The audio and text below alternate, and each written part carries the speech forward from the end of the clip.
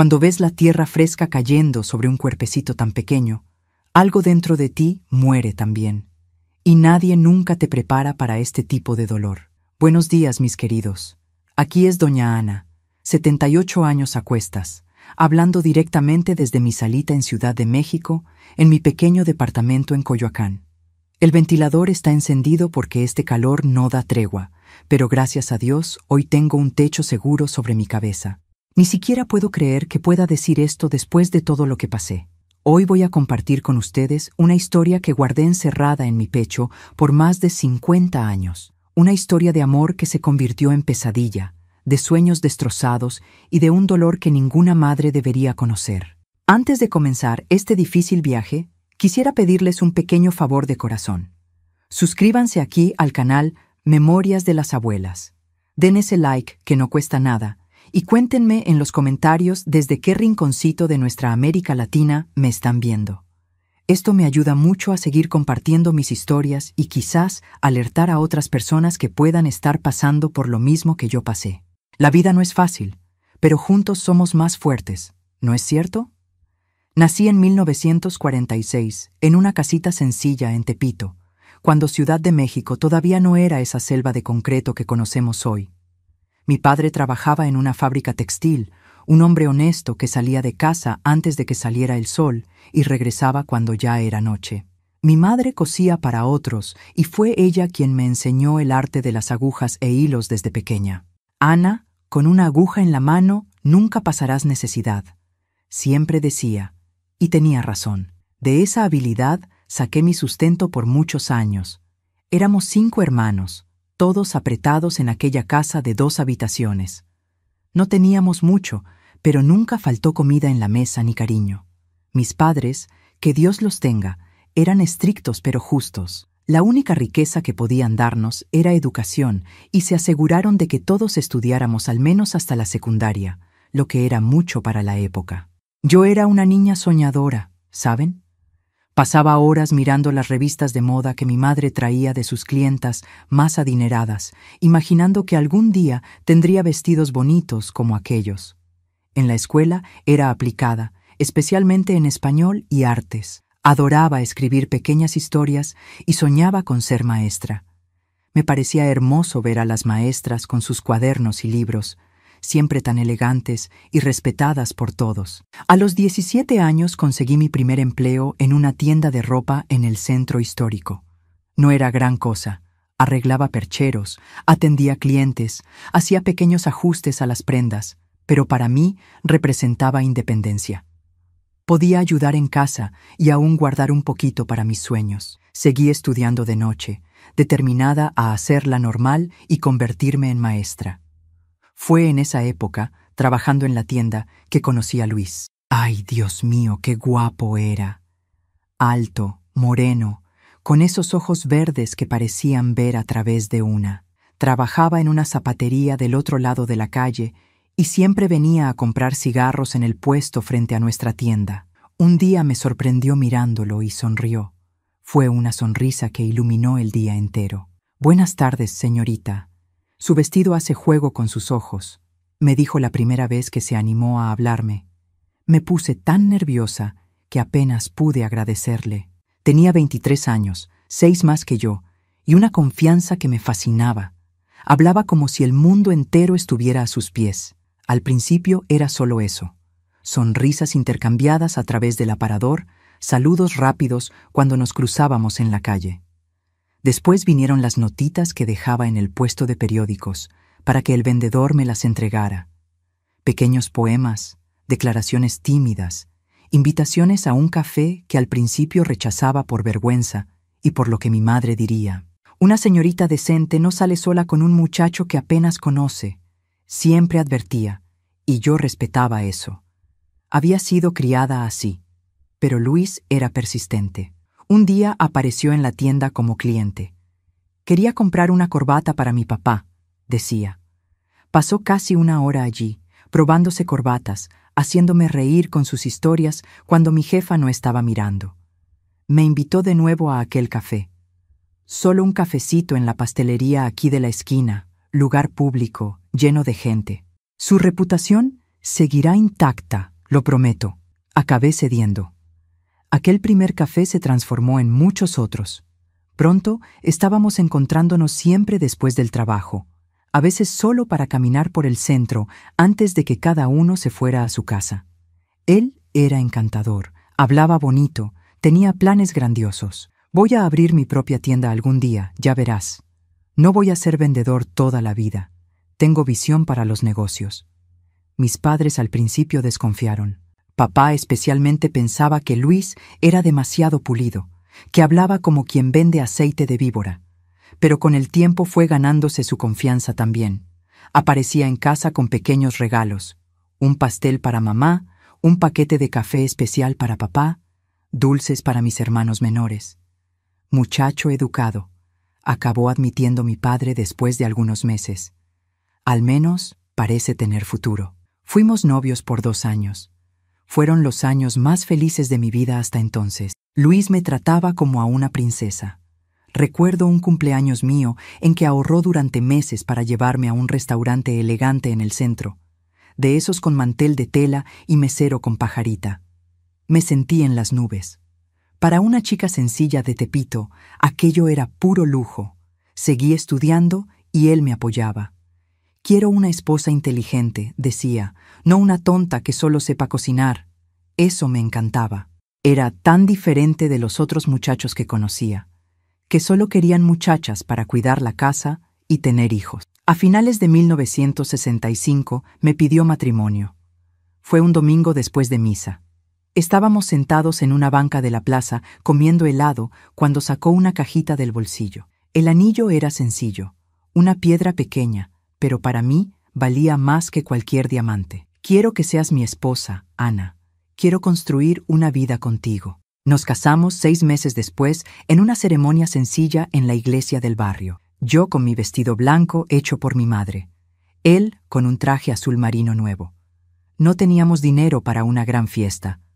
Fue solo un almuerzo en casa de mis padres para la familia más cercana, pero éramos felices, llenos de sueños. Fuimos a vivir a un cuartito alquilado cerca de la casa de mis padres. Era pequeño, pero arregladito. Yo me esmeraba en la decoración. Hacía cortinas coloridas, cojines bordados.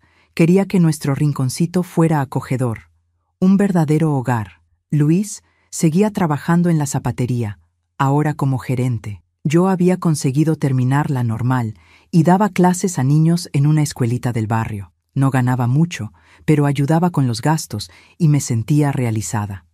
Siempre amé a los niños y poder enseñar era una inmensa alegría. Los primeros meses de matrimonio fueron como un sueño. Luis llegaba del trabajo, me abrazaba fuerte, preguntaba cómo había sido mi día. A veces traía una florcita, un chocolate, pequeñas sorpresas para agradarme. Los fines de semana íbamos al cine o simplemente caminábamos por la ciudad haciendo planes, imaginando el futuro. Vamos a tener 3 hijos, decía él, 2 niños y una niña, en ese orden. Y nos reíamos como si realmente pudiéramos elegir. Pero fue después del 6º mes que las cosas comenzaron a cambiar, de forma tan sutil que en ese momento ni siquiera me di cuenta bien. Fue como aquella historia de la rana en agua que se va calentando despacio. Cuando te das cuenta de que está hirviendo, ya es demasiado tarde para saltar fuera. La primera vez que noté algo diferente fue cuando llegué a casa 20 minutos tarde de la escuela. Me había quedado conversando con la madre de un alumno que tenía dificultades. Cuando entré, Luis ya estaba allí, sentado en nuestra pequeña sala, el rostro serio. ¿Dónde estabas?, preguntó sin el beso habitual. En la escuela, conversando con una madre de alumno. ¿Por qué? La escuela termina a las 5. Son las 5:20. Sí, pero la señora Márquez quería hablar sobre Pedrito. Está teniendo dificultades en matemáticas. La próxima vez avisa. Estaba preocupado. Aquello me pareció hasta bonito en ese momento. Él se preocupaba por mí. Era cuidadoso. No me di cuenta de que era la primera señal del control que vendría después. Luego vino la historia del dinero. Luis decidió que deberíamos tener una cuenta conjunta donde todo nuestro dinero sería depositado. Somos un matrimonio ahora, Ana. Lo que es mío es tuyo, y lo que es tuyo es mío. Estuve de acuerdo, claro. Tenía sentido. Éramos una familia. solo que no me di cuenta de que poco a poco él empezó a cuestionar cada centavo que yo gastaba. ¿Realmente necesitabas comprar esa tela? ¿Ese labial no es demasiado caro? ¿Por qué gastaste tanto en el mercado esta semana? Siempre había una explicación que parecía razonable. Estábamos ahorrando para comprar nuestra propia casa. Queríamos dar una vida mejor a los hijos que vendrían. Era prudencia financiera, no control, o así pensaba yo. Después vinieron las sugerencias sobre mi ropa. ¿Ese vestido no es un poco escotado para una maestra? Esa falda marca demasiado tu cuerpo. Los padres de los alumnos pueden interpretarlo mal, siempre con aquel tono de preocupación, de quien solo quiere mi bien. Y yo, tonta que era, encontraba aquello normal. Incluso me parecía bonito que se preocupara tanto por mi reputación, por nuestra imagen como pareja. No me di cuenta de que lentamente él me estaba moldeando, disminuyéndome, transformándome en una sombra de lo que yo era. Las visitas a mi familia también comenzaron a espaciarse. Siempre había un motivo. Luis estaba cansado, tenía que trabajar al día siguiente. Mi padre había hecho un comentario que lo ofendió. Mi madre se metía demasiado en nuestra vida. Poco a poco, el intervalo entre las visitas fue aumentando. De cada semana a cada 15 días, después a un mes, después solo en ocasiones especiales. Somos nuestra propia familia ahora, Ana. Necesitamos construir nuestras propias tradiciones, nuestros propios momentos. Cuando cumplimos un año de casados, ya estábamos viviendo en otro barrio, más alejado. Luis había conseguido un ascenso en una tienda más grande al otro lado de la ciudad. El alquiler era más caro, pero el departamento era mejor. La justificación para la mudanza era irrefutable. Quedaba más cerca de su trabajo. Ahorraríamos en transporte. El hecho de que quedara a 2 horas de la escuelita donde yo daba clases y a casi 3 de la casa de mis padres era un pequeño inconveniente que yo debería aceptar por el bien de nuestra familia. Fue cuando él comenzó a sugerir que yo tal vez debería dejar de trabajar. Llegas tan cansada todos los días, Ana. Y mira lo tanto que gastas en transporte. Casi no queda nada de tu salario. Resistí a esa idea. Amaba enseñar, amaba a mis alumnos. Era más que un trabajo, era una vocación. Pero la presión fue aumentando. Luis ahora llamaba a la escuela varias veces al día para saber si yo estaba bien. Las otras maestras comenzaron a mirarme de forma extraña. La directora me llamó para conversar. Ana, su marido parece muy atento. ¿Está todo bien en casa? Me puse roja de vergüenza. Claro, doña Carmen. Él solo se preocupa mucho. ¿Sabe cómo es? Ella no parecía convencida, pero no insistió. En aquella época, los problemas conyugales eran asunto privado. Nadie se metía. Fue en ese periodo que quedé embarazada por primera vez. La alegría fue inmensa. Finalmente tendríamos nuestro primer hijo. Luis parecía radiante. Volvió a ser aquel hombre cariñoso del principio, mimándome, preocupado por mi bienestar. Ahora sí tendrás que dejar ese trabajo, dijo, pero de una forma tan amorosa que no parecía una orden.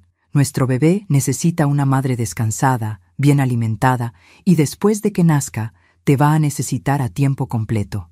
Y así, cuando cumplí 3 meses de embarazo, pedí la renuncia en la escuelita. Fue uno de los días más tristes de mi vida. Mis alumnos hicieron cartitas de despedida. La directora me abrazó fuerte y susurró: «Las puertas siempre estarán abiertas para ti, Ana. No lo olvides». Los meses siguientes fueron tranquilos. Luis realmente se esforzaba para hacerme feliz. Traía frutas frescas que yo deseaba, masajeaba mis pies hinchados por la noche, conversaba con la barriga creciente. Por un tiempo, creí que había recuperado al hombre del que me enamoré. Comenzamos a preparar el cuartito del bebé. Luis hacía horas extra para comprar la cuna, el ajuar. Yo cosía ropitas pequeñas, bordaba pañalitos, hacía zapatitos de lana. Estábamos felices, verdaderamente felices.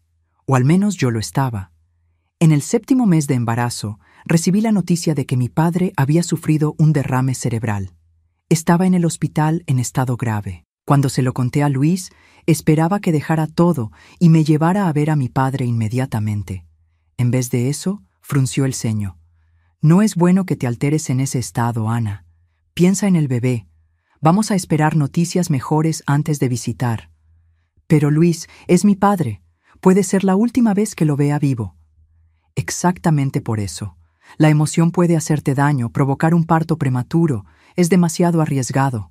Intenté argumentar, implorar, pero él fue inflexible. No me llevaría al hospital y no me dejaría ir sola por el bien del bebé. Pasé la noche entera llorando, rezando para que mi padre resistiera hasta que pudiera verlo. 3 días después recibimos la noticia. Mi padre había fallecido sin que yo pudiera despedirme. Fue la primera vez que odié a Luis, que sentí una rabia profunda y amarga. Pero estaba tan dependiente de él, financiera y emocionalmente, que tragué ese sentimiento. Al final, él solo estaba cuidando de mí y del bebé. ¿No es cierto? Al menos era lo que me repetía a mí misma. En el entierro, al que Luis finalmente permitió que fuera, mi madre notó algo. «Ana, ¿ese moretón en tu brazo? ¿Qué pasó?» Me subí la manga del vestido rápidamente para cubrirlo. «Nada, mamá. Me golpeé con el armario de la cocina». No le conté sobre la discusión de la noche anterior, cuando Luis sujetó mi brazo con fuerza al impedirme salir sola para comprar flores para el velorio. No le conté cómo él había comenzado a usar fuerza física para calmarme cuando me ponía muy emocional, porque en aquel momento, con un bebé a punto de nacer y un padre recién enterrado, lo último que quería era admitir que había cometido un terrible error al casarme con Luis, que aquel hombre encantador se había transformado en un monstruo controlador, que estaba atrapada en una jaula dorada que se hacía más pequeña cada día.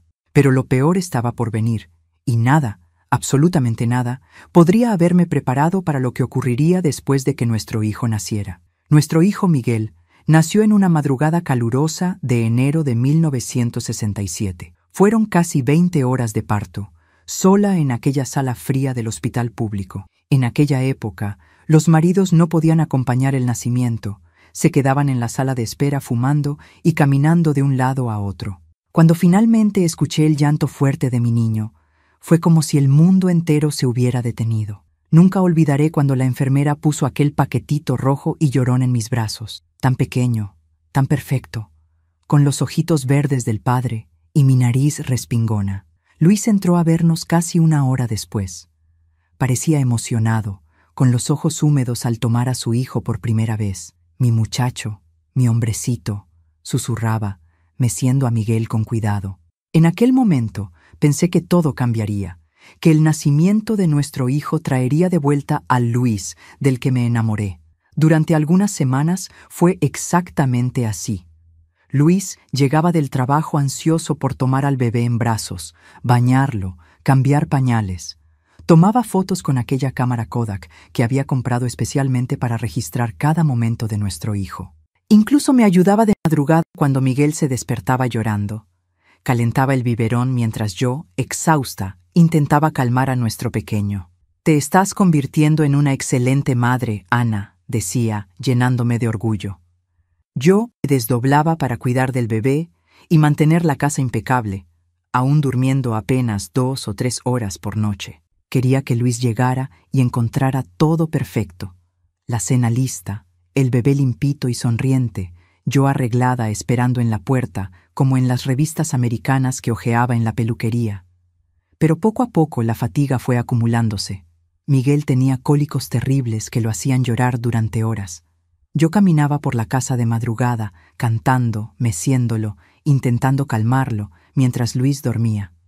«Necesito descansar para trabajar mañana», era la excusa. «Tú puedes dormir durante el día cuando él duerme», solo que Miguel raramente dormía más de 40 minutos seguidos. Cuando finalmente se dormía, yo corría a lavar ropa, hacer comida, limpiar la casa. No tenía tiempo para descansar. Comencé a perder peso. Ojeras profundas marcaban mi rostro en el espejo. Mi cabello, antes mi orgullo, ahora vivía atado en un moño mal hecho, sin vida. Fue en esa época que la irritación de Luis comenzó a manifestarse. Pequeñas cosas le molestaban. Una mancha en la camisa, la cena ligeramente retrasada, un botón faltando en el saco. Su voz, antes suave, ganó un tono cortante que me hacía encogerme. «¿Qué desorden es este, Ana? ¿No tuviste todo el día para arreglar la casa?» «El bebé no paró de llorar, Luis. Apenas pude bañarme hoy». Encuentra una manera, otras mujeres pueden. Comencé a vivir en un constante estado de ansiedad, intentando prever lo que podría irritarlo, desdoblándome para evitar cualquier motivo de queja. Cuando Miguel cumplió 3 meses, Luis se quejó de que no le estaba dando suficiente atención como marido. Solo tienes ojos para el niño ahora. Y yo también tengo necesidades, ¿sabes? Intenté explicar que estaba exhausta, que apenas podía mantenerme en pie al final del día, que mi cuerpo aún se recuperaba del parto. No sirvió de nada. La noche siguiente llegó con un ramo de rosas y un vestido nuevo. «Ponte esto. Mi madre vendrá a buscar a Miguel. Nosotros vamos a cenar fuera. Pero él es todavía muy pequeño para estar lejos de mí. ¿Y la lactancia? Ya compré leche en polvo. Te hará bien salir un poco de esta casa, arreglarte como mujer en vez de parecer una criada descuidada». Aquellas palabras me hirieron profundamente, pero tragué el llanto. Tal vez él tenía razón. Tal vez me estaba descuidando, dedicándome demasiado al bebé y olvidando al marido. Me puse el vestido, ligeramente apretado en los senos hinchados de leche. Me apliqué un poco de labial, intenté parecer feliz con aquel regalo. La cena fue tensa. Apenas podía concentrarme en la conversación, preocupada por Miguel. Luis bebió mucho más de lo acostumbrado, hablando alto, haciendo bromas con el mesero. Cuando llegamos a casa, mi suegra ya se había ido. Miguel dormía en la cuna, pero despertó minutos después, llorando desesperado. «Debe tener hambre», dije, corriendo a recogerlo. Luis me sujetó del brazo con fuerza. «Déjalo llorar un poco. Necesitamos terminar nuestra noche». Lo que sucedió después todavía me duele recordar. Mientras mi hijo lloraba en el cuarto de al lado, Luis exigió sus derechos de marido. Fue rápido, doloroso, humillante. Cuando finalmente me dejó ir hasta el bebé, Miguel estaba morado de tanto llorar, el pañal empapado, rechazando el biberón de leche en polvo que mi suegra había dejado. Aquella noche marcó un cambio definitivo en nuestro matrimonio. Luis pasó a exigir que yo fuera esposa antes que madre. Criticaba el tiempo que pasaba con Miguel. Decía que estaba malcriando al niño con tanto abrazo, tanta atención. «El hombre necesita aprender a ser fuerte desde temprano», repetía cuando yo corría a calmar el llanto del bebé. «Vas a transformar a mi hijo en un maricón si sigues así». Miguel crecía rápido. Ya se sentaba solo, sonreía, me daba carcajadas cuando yo le hacía muecas. Era un bebé hermoso, lleno de vida. Luis parecía orgulloso cuando lo exhibía ante amigos y colegas de trabajo, pero en casa la historia era diferente. Le molestaba el ruido, los juguetes esparcidos, la atención que el bebé exigía. «Este niño solo sabe llorar. Ya no aguanto más este ruido». Fue en una de esas explosiones de rabia que golpeó a Miguel por primera vez. Nuestro hijo tenía 8 meses. Estaba aprendiendo a gatear y tiró el cenicero lleno en la alfombra de la sala. Luis, que veía fútbol en la TV, se levantó de un salto y le dio una palmada en la manita al bebé, con fuerza suficiente para dejar marca. El llanto de dolor y susto de mi hijo fue como una puñalada en el pecho. Corrí a recogerlo, pero Luis me empujó. «Déjalo aprender. Necesita saber que hay consecuencias cuando hace tonterías. Es solo un bebé, Luis. No entiende lo que hizo. Y seguirá sin entender si tú sigues consintiéndolo todo el tiempo». Aquella noche, cuando Luis finalmente se durmió, tomé a Miguel de la cuna y lo llevé a la cocina. Sentada en la mesa pequeña, con mi hijo acurrucado en el regazo, pensé por primera vez en irme, volver a casa de mi madre, recomenzar, cualquier cosa para proteger a mi hijo de aquel hombre que ya no reconocía. ¿Pero a dónde iría? Mi madre apenas conseguía mantenerse después de la muerte de mi padre. No tenía ahorros propios, todo el dinero iba a la cuenta controlada por Luis. Ya no tenía contacto con amigas, colegas de la escuela donde enseñé. Estaba completamente aislada, dependiente. Decidí que necesitaba aguantar al menos hasta conseguir un plan. Quizás conseguir un trabajo secreto mientras Luis estuviera fuera, juntar algo de dinero escondido, preparar una fuga. Pero con un bebé pequeño, parecía imposible. Los meses siguientes fueron de tensión constante. Luis se quejaba de todo: la comida, la limpieza, el llanto de Miguel, mi apariencia. Las palmadas en la manita del bebé se volvieron frecuentes por desobediencias cada vez más triviales. derramar comida, hacer ruido durante las noticias en la TV, llorar cuando el padre intentaba tomarlo en brazos. «Me odia.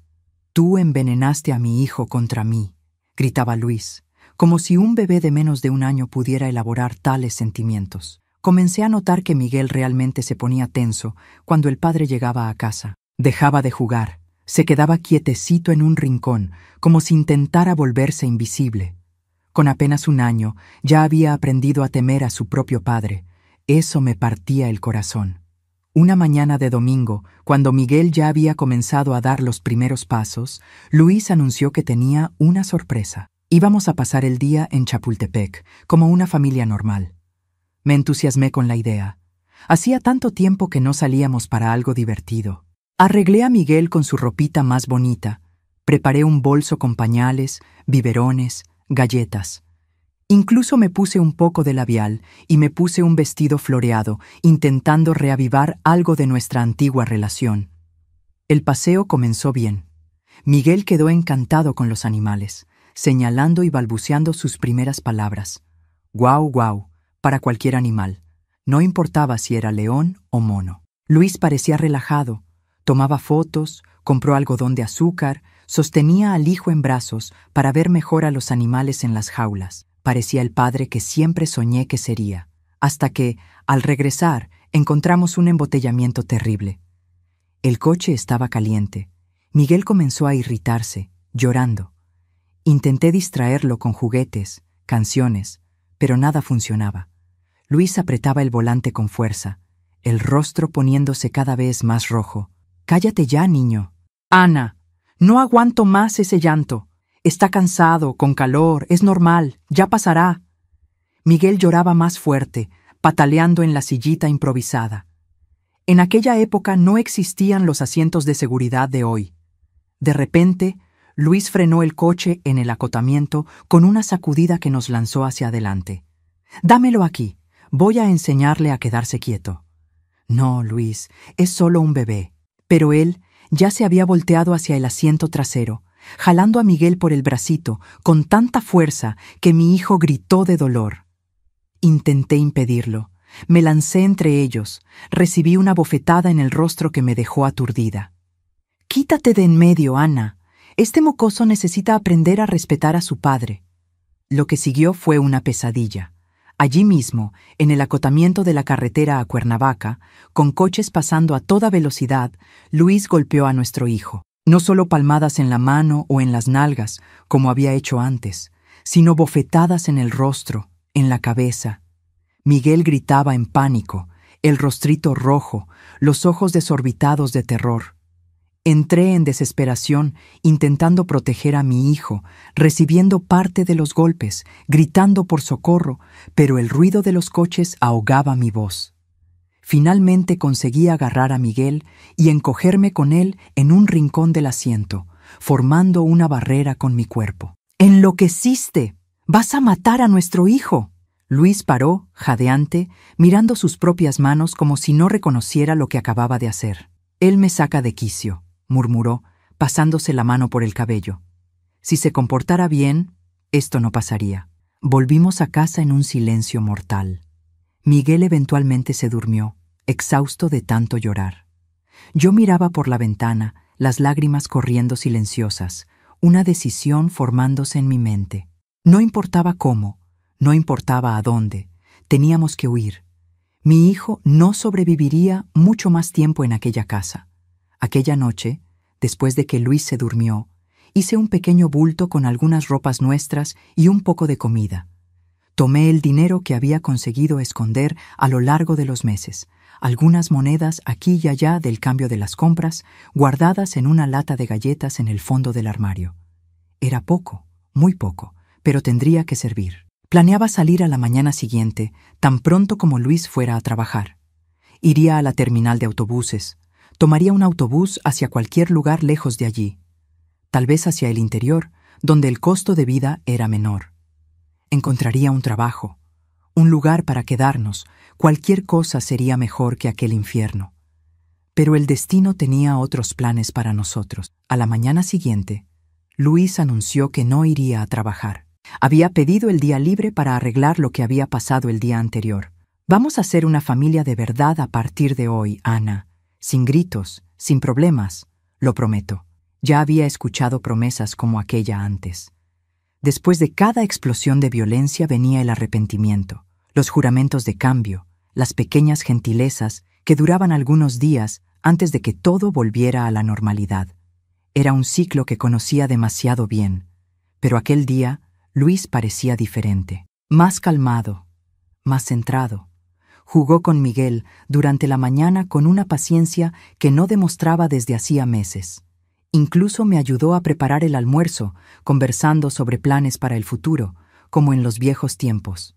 Estoy pensando en mudarnos a una casa más grande, con patio para que el niño juegue. ¿Qué te parece? Respondía mecánicamente, sonriendo en los momentos correctos, concordando con todo. Por dentro estaba destrozada. Mi plan de fuga había sido aplazado, pero no desistiría. No después de lo que había visto el día anterior. No después de darme cuenta de que la violencia solo aumentaba, que un día podría ser demasiado tarde. Por la tarde, Luis anunció que iría al supermercado a comprar helado. Un regalo para el campeoncito. Tan pronto como salió, corrí a buscar el bulto escondido. Era mi oportunidad. Teníamos poco tiempo. Estaba vistiendo a Miguel cuando escuché la puerta de entrada abrirse. Luis había vuelto demasiado rápido. No había helado en sus manos. Su mirada fue directa al bulto de ropa sobre la cama, hacia la bolsa del bebé preparada. ¿Qué es esto, Ana? ¿Estabas pensando en salir? Mi sangre se heló. Intenté improvisar una excusa. Solo estaba separando unas ropas viejas para donar y organizando la bolsa de Miguel para mañana. Su rostro se contorsionó en una mueca que yo conocía demasiado bien. Mentirosa. Ibas a huir. Ibas a llevarte a mi hijo. Avanzó hacia mí con los puños cerrados. Miguel, sintiendo el peligro, comenzó a llorar desesperado. Intenté correr hacia el baño, cerrar la puerta, ganar tiempo, pero él fue más rápido. Agarró mi cabello, jalando con tanta fuerza que sentí mechones desprendiéndose del cuero cabelludo. Nadie va a quitarme a mi hijo, ¿entiendes? Nadie. Lo que siguió fue la peor paliza que jamás sufrí. Puñetazos, bofetadas, patadas. Cuando caí al suelo, Miguel gritaba en la cuna, estirando sus bracitos hacia mí, llamando «Mamá, mamá», las únicas palabras que sabía decir. Cuando Luis finalmente paró, yo estaba semiconsciente, el rostro hinchado, sintiendo el sabor metálico de sangre en la boca. Él agarró a Miguel de la cuna con brutalidad. «Voy a bañar a mi hijo, y cuando vuelva, quiero este desorden arreglado y la cena lista. ¿Entendido?» Asentí débilmente, sin fuerzas para hablar. Oí la puerta del baño cerrarse, el agua comenzar a correr. Miguel todavía lloraba, pero el sonido pronto se apagó. Con esfuerzo sobrehumano, me arrastré hasta el teléfono en la sala. Mis manos temblaban tanto que apenas podía marcar. Llamé al único número que sabía de memoria, además del de mi madre. Mi antigua directora, doña Carmen. Ella había dicho que las puertas siempre estarían abiertas para mí. Esperaba desesperadamente que no fuera solo una frase educada de despedida. «¿Hola?» La voz familiar del otro lado de la línea me dio un destello de esperanza. «Doña Carmen, ayúdeme. Él va a matar a mi hijo». No pude decir nada más. Escuché un ruido proveniente del baño que heló mi alma. Ya no era llanto, eran sonidos de ahogo, de lucha. Solté el teléfono y me arrastré por el pasillo, el cuerpo protestando de dolor con cada movimiento. La escena que encontré en el baño me perseguirá hasta el día de mi muerte. Si me has acompañado hasta aquí, felicidades por ser una espectadora fiel aquí en el canal Memorias de las Abuelas. Te daremos una oportunidad de ganar más de 1,000 pesos. Para participar es muy fácil. Solo debes dar like a este video y comentar en qué ciudad naciste. Estoy curiosa por leer todos sus comentarios. Cuando abrí aquella puerta del baño, el mundo pareció desacelerarse. Luis estaba inclinado sobre la bañera, sosteniendo a Miguel bajo el agua. Mi hijo se debatía, los ojitos desorbitados de pavor, burbujas de aire escapando de su boquita. El agua, que debería ser tibia y acogedora, estaba helada. Descubrí después que él había llenado la bañera con agua fría para calmar al mocoso escandaloso. No sé de dónde saqué fuerzas. Mi cuerpo estaba quebrado por los golpes, pero algo primitivo, aquel instinto de madre que supera cualquier dolor físico, me hizo avanzar como una leona. No pensé, solo actué. Agarré la lámpara de cerámica que estaba en el estante del baño y golpeé la cabeza de Luis con toda la fuerza que pude reunir. Él se tambaleó hacia atrás, sorprendido, soltando a Miguel. Sumergí los brazos en el agua helada y saqué a mi hijo. Estaba con los labios morados, tosiendo y vomitando agua, pero respirando. Vivo. Gracias a Dios, vivo. Loca, ¿qué crees que estás haciendo? Luis se recuperaba del golpe, sangre corriendo de un corte en la sien. Sus ojos ya no eran humanos, eran como los de un animal rabioso, inyectados, sin ningún rastro del hombre que algún día amé. Apreté a Miguel contra el pecho e intenté correr hacia la puerta, pero él fue más rápido. Agarró mi brazo con fuerza, torciéndolo hasta que grité de dolor. Miguel lloraba, empapado y helado, temblando contra mí. No irás a ningún lado con mi hijo, ¿entiendes? A ningún lado. En ese momento, escuché lo que pareció ser el sonido más dulce del mundo, sirenas acercándose y luego golpes fuertes en la puerta de entrada. ¡Policía! ¡Abra la puerta! El rostro de Luis se transformó. El odio dio lugar al pánico. Soltó mi brazo y retrocedió, mirando alrededor como un animal acorralado. ¿Qué hiciste, Ana? ¿A quién llamaste? Los golpes en la puerta se hicieron más fuertes. «Abra ahora o derribaremos la puerta». Luis parecía indeciso entre continuar la agresión o intentar escapar. Aproveché ese momento de vacilación para correr con Miguel hacia la sala, gritando por socorro con lo que quedaba de mi voz. La puerta se dio con estruendo. 2 policías entraron, armas en mano. Detrás de ellos, para mi sorpresa, estaba doña Carmen, mi antigua directora, el rostro contorsionado de horror al verme en aquel estado. Dios mío, Ana, ¿qué te hizo? Me desplomé en el suelo, todavía sosteniendo a Miguel contra mi pecho. Solo entonces me di cuenta de que mi hijo estaba demasiado quieto. Miré su carita. Los labios todavía tenían un tono azulado, la respiración débil e irregular. Mi bebé, ayuden a mi bebé, fue todo lo que pude decir antes de que la oscuridad me envolviera. Desperté en el hospital, el cuerpo entero dolorido, vendajes y curaciones por todas partes. Lo primero que hice fue preguntar por Miguel. La enfermera intentó calmarme diciendo que el médico vendría a hablar conmigo, pero insistí tanto que acabó cediendo. Su hijo está en la UCI pediátrica. Está estable, pero tuvo complicaciones por el agua que tragó y por el tiempo sin oxígeno adecuado. Imploré para verlo, incluso con las protestas del equipo médico. Me arrastré por los pasillos hasta encontrar a mi bebé, conectado a tubos y aparatos que parecían engullirlo, tan pequeño en aquella cama de hospital, tan frágil. Los médicos hablaban términos que apenas comprendía. Neumonía por aspiración, hipoxia cerebral, estado crítico pero estable. Pasé días junto a aquella cama, orando como nunca había orado antes. Le hablaba a Miguel todo el tiempo, contaba historias, cantaba las canciones que le gustaban, imploraba que luchara, que volviera a mí. Fue allí, en aquella UCI con olor a desinfectante y pitidos constantes de las máquinas, que la policía vino a tomar mi declaración. Conté todo, desde el inicio del matrimonio, cómo el comportamiento de Luis cambió gradualmente, las agresiones que fueron empeorando, hasta el momento terrible en el baño. Cada palabra parecía arrancar un pedazo de mi alma, pero sabía que necesitaba hablar. Necesitaba asegurar que aquel monstruo nunca más se acercara a mi hijo. Fue arrestado en flagrante, informó el policía, un hombre de mediana edad con ojos amables que contrastaban con su uniforme intimidante.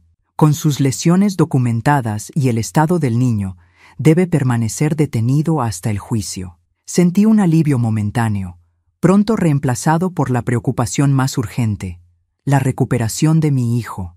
Miguel permaneció en la UCI por casi 3 semanas. Cuando finalmente fue trasladado a la habitación, los médicos me llamaron para una conversación seria. Señora Ana, su hijo está fuera de peligro inmediato, pero necesitamos hablar sobre secuelas. Aquella palabra, secuelas, cayó como una piedra en mi estómago. El médico, un señor de cabello canoso y lentes de montura gruesa, elegía las palabras con cuidado, pero no había forma amable de decir lo que necesitaba decir. La falta de oxigenación prolongada puede haber causado daños cerebrales. Todavía es temprano para determinar la extensión exacta, pero observamos algunas señales preocupantes en los reflejos y respuestas. Escuché todo como si estuviera sumergida, las palabras llegando distorsionadas a mis oídos. Daños cerebrales, desarrollo comprometido, posible retraso motor y cognitivo, seguimiento con especialistas, fisioterapia, logopedia. ¿Él va a ponerse bien de nuevo? Fue la única pregunta que pude formular. El médico suspiró, quitándose los lentes para limpiarlos, un gesto que parecía más una forma de ganar tiempo para elegir las siguientes palabras. El cerebro infantil tiene una capacidad increíble de recuperación y adaptación, pero sería irresponsable de mi parte prometer una recuperación total. Su hijo necesitará cuidados especiales, mucha paciencia y amor. En aquel momento hice una promesa silenciosa a Miguel y a mí misma. Dedicaría cada segundo de mi vida a ayudar a mi hijo a superar aquello. Si necesitaba mover montañas, las movería.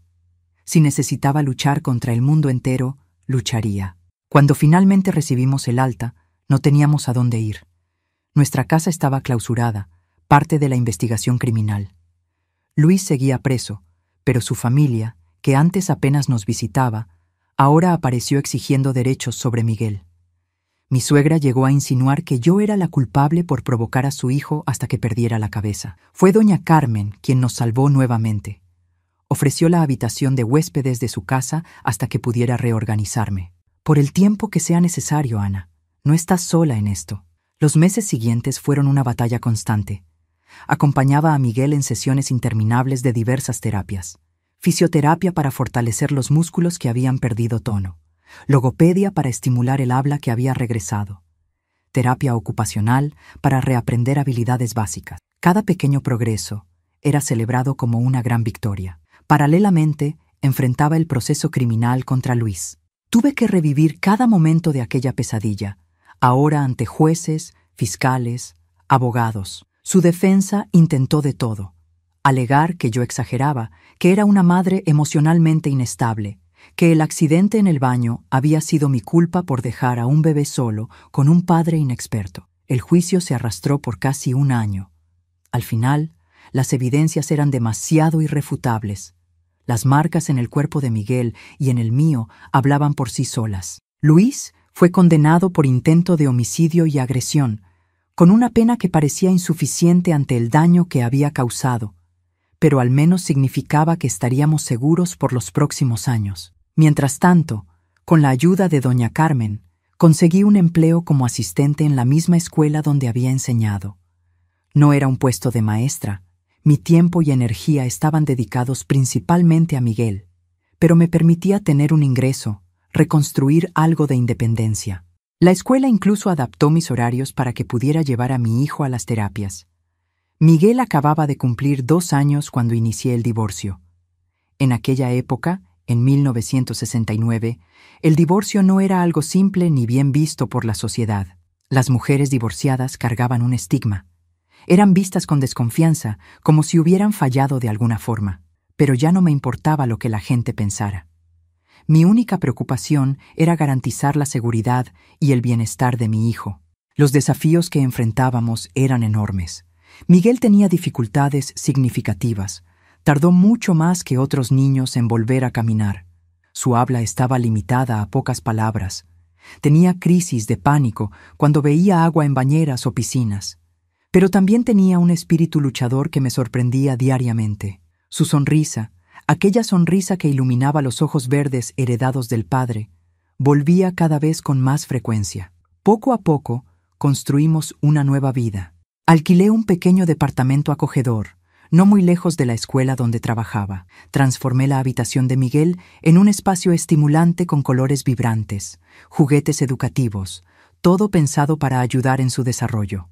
Aprendí técnicas de fisioterapia y logopedia para continuar los ejercicios en casa. Leía incansablemente sobre lesiones cerebrales, desarrollo infantil, métodos alternativos de enseñanza. Cuando Miguel cumplió 3 años, los médicos hicieron una reevaluación completa.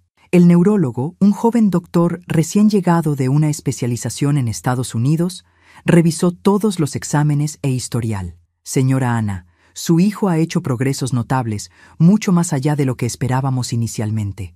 Aquellas palabras fueron como un bálsamo para mi corazón exhausto.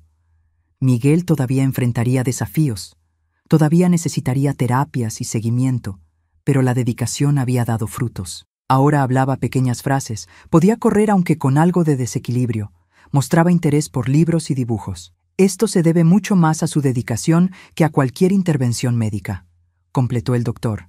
Lo que este niño necesitaba, además de los tratamientos, era exactamente lo que recibió: amor incondicional y estímulo constante. La vida siguió su curso. No era fácil ser madre soltera de un niño con necesidades especiales en el México de los años 70. El prejuicio era doble, por ser divorciada y por tener un hijo diferente. Pero encontré fuerza donde no sabía que existía, creando una armadura contra miradas curiosas, comentarios malintencionados, opiniones no solicitadas. Miguel y yo nos volvimos un equipo inseparable. Donde uno iba, el otro acompañaba. Aprendimos juntos a enfrentar las dificultades, a celebrar pequeñas conquistas, a encontrar alegría en las cosas simples. Él me enseñó más sobre coraje y perseverancia que cualquier adulto jamás podría. Cuando estaba a punto de cumplir 5 años de prisión, recibí la noticia que más temía. Luis había conseguido reducción de pena por buena conducta y sería liberado pronto. El pánico que sentí fue indescriptible, incluso con la orden de restricción que habíamos conseguido, incluso sabiendo que él ya no tendría derechos parentales sobre Miguel. El miedo de que volviera para terminar lo que había comenzado me consumía. Fue en esa época que tomé una decisión drástica. Necesitábamos desaparecer, cambiar de ciudad, recomenzar donde nadie nos conociera, donde Luis no pudiera encontrarnos. Expliqué la situación a doña Carmen, que una vez más se mostró como un ángel en nuestras vidas. Tengo una hermana en Guadalajara, dijo. Dirige una escuela particular allá y está necesitando maestras. Puedo hablar con ella, explicar tu situación. En menos de un mes nos habíamos mudado a la capital jalisciense. Dejamos atrás el departamento, la mayoría de los muebles, casi todo lo que podría conectarnos a la vida anterior. Doña Elena, hermana de Carmen, nos recibió con los brazos abiertos. Me consiguió empleo en su escuela, un pequeño departamento en la colonia americana, y, lo más importante, una nueva identidad para Miguel y para mí. Ana Santos y Miguel Santos dejaron de existir oficialmente. Pasamos a ser María Oliveira y Pedro Oliveira. Nuevos documentos, nueva historia de fondo. Yo era viuda. Mi marido había muerto en un accidente antes del nacimiento de nuestro hijo. Pedro había tenido complicaciones en el parto, lo que explicaba sus dificultades de desarrollo. Una historia triste pero común, lo suficiente para no levantar muchas preguntas. Los años pasaron. Pedro creció enfrentando desafíos, pero superando muchos de ellos. Consiguió completar los estudios en escuelas regulares con apoyo especializado.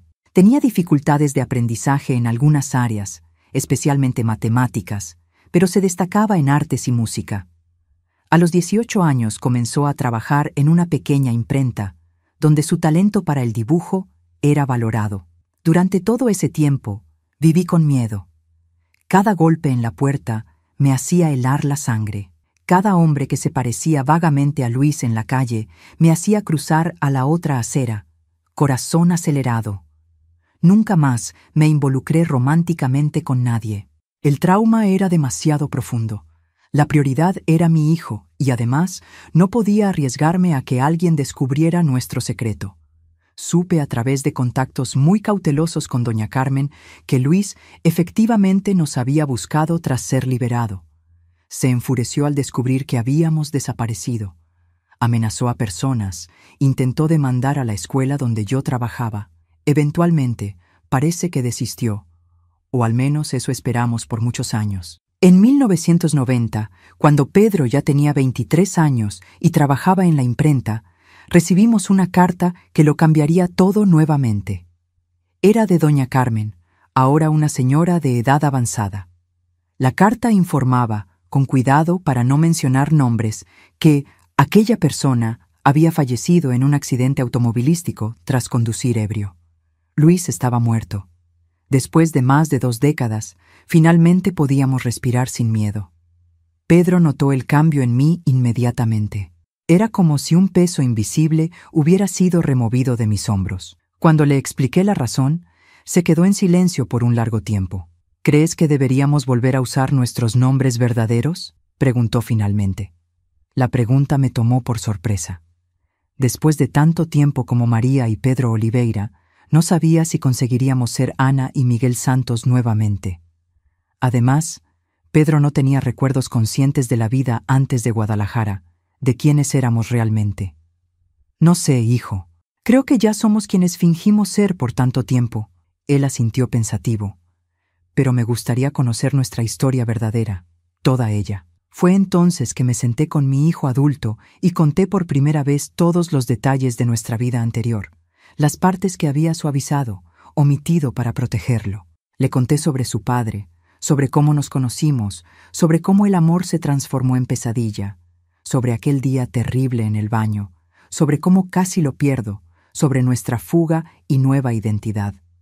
Pedro escuchó todo con una calma que me sorprendió. Cuando terminé, con lágrimas corriendo por el rostro, él tomó mis manos entre las suyas, manos de hombre encallecidas por el trabajo, tan diferentes de las manitas pequeñas que una vez protegí desesperadamente. Gracias por salvarme, mamá. Por luchar por mí cuando yo no podía luchar por mí mismo. Aquellas palabras simples hicieron que todo el sacrificio, toda la lucha, valiera la pena. Mi hijo estaba vivo. Era un hombre bueno, gentil, trabajador. Habíamos sobrevivido. Pero el destino aún guardaba una última sorpresa para nosotros.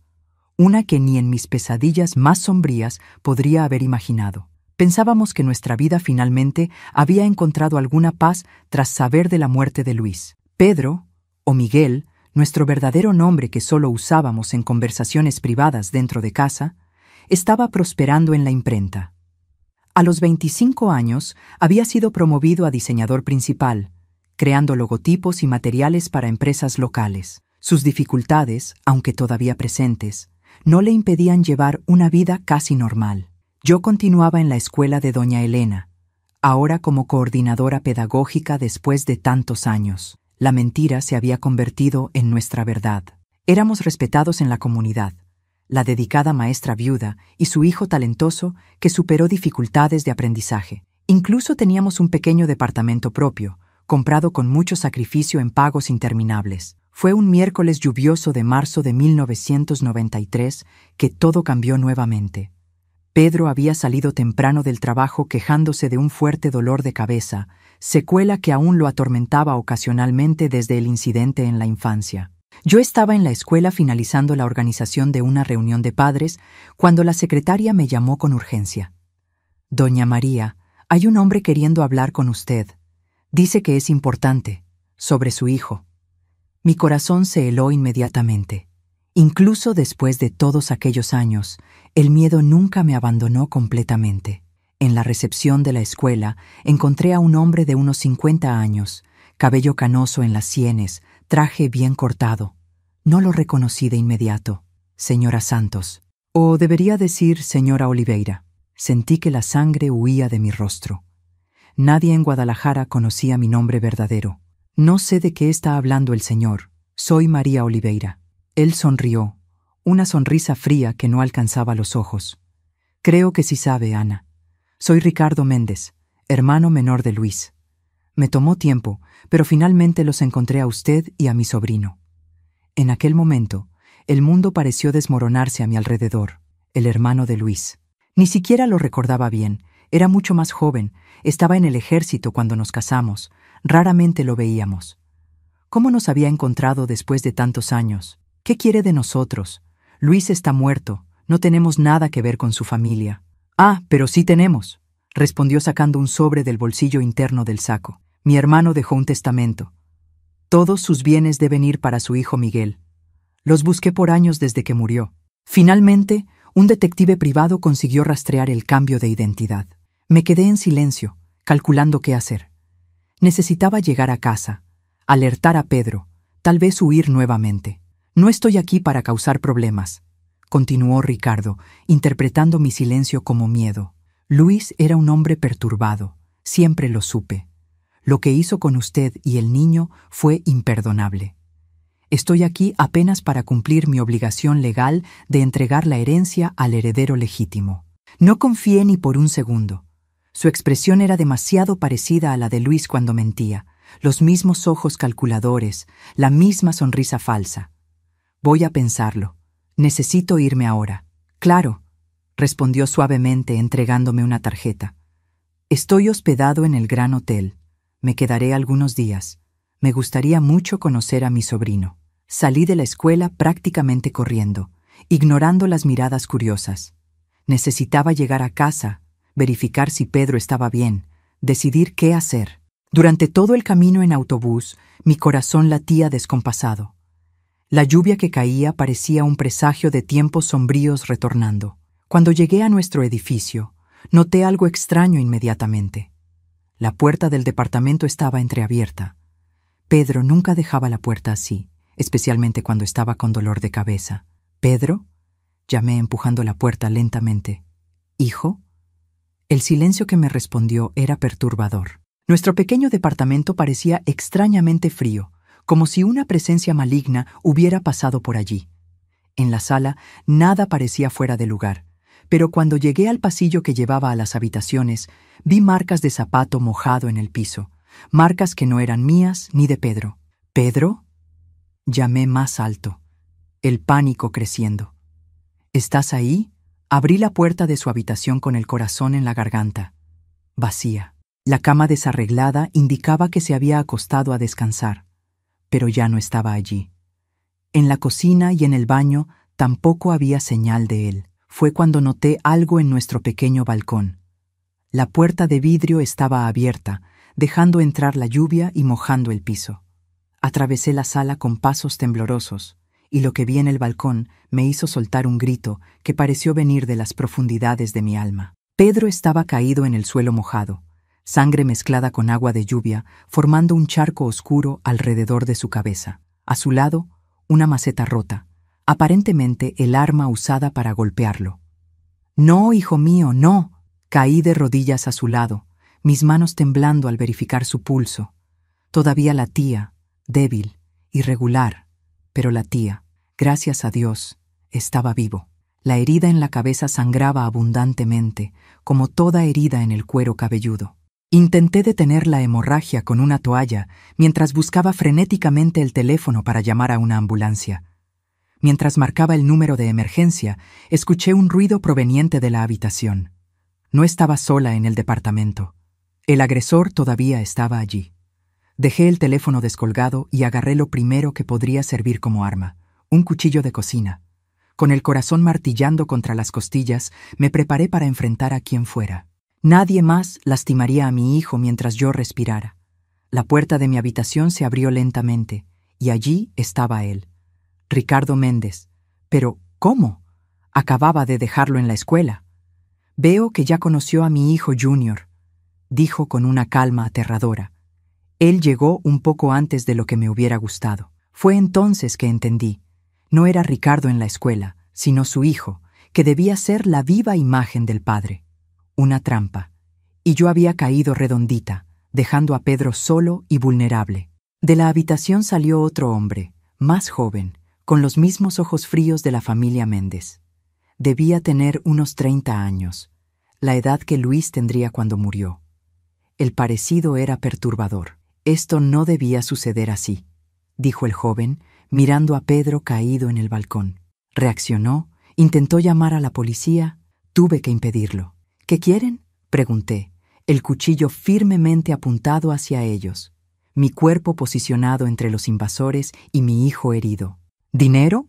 No tenemos nada de valor aquí». Ricardo rió, un sonido seco y sin humor. «No, Ana, no queremos dinero. Queremos justicia. Usted destruyó a mi hermano, destruyó nuestra familia.